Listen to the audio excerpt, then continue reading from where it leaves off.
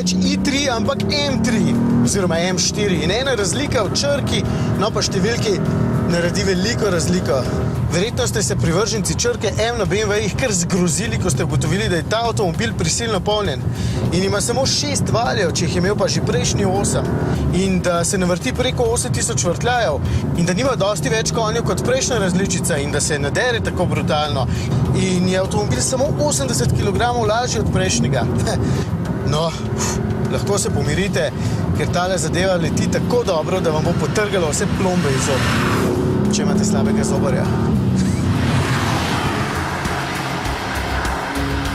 BMW je selitev na turbomotorje začel že pred leti, no sedaj pa je temu trendu podlegel tudi vozniško najbolj zanimiv avtomobil M3 oziroma M4, ki ima samo en par vrat manj in je dejansko še malce bolj športno usločen.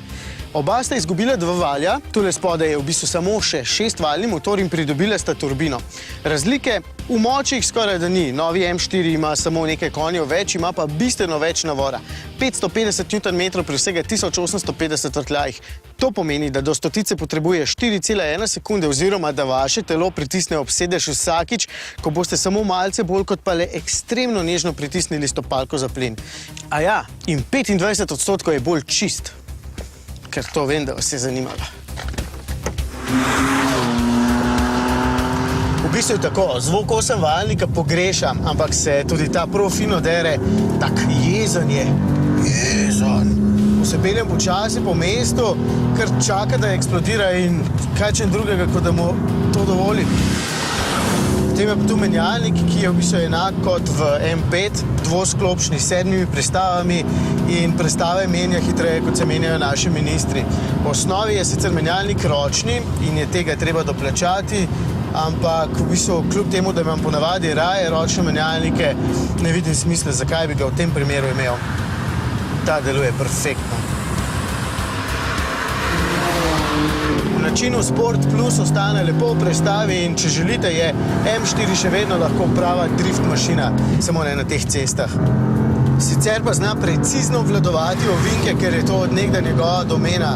V bistvu je pravi huligan. Se moram kar malo umiriti, ker dejansko se sploh ne zaveš, kako hitro se pelješ, dokler ne pogledaš na merilnik hitrosti ali pa koga ujameš in se ti zdi, da stoji na mestu.